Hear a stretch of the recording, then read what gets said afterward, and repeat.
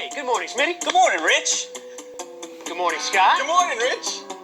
And good morning, Dave. Bless you. Oh, you're supposed to say, good morning, Rich, right? That's right. Look, the light's blinking on voicemail. Oh, ooh.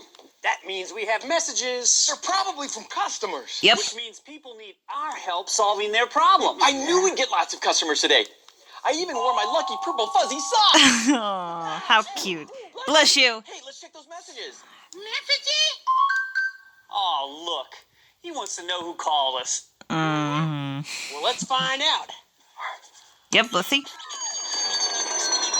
Huh? Try again. Okay. Sure thing.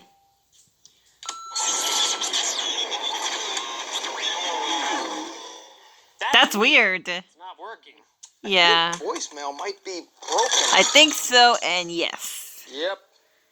It's broken, all right. Well, can you fix it? Sure. Just give me a shoe.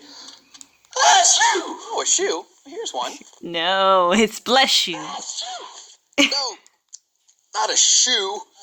A shoe. Just give me a second. Uh-huh.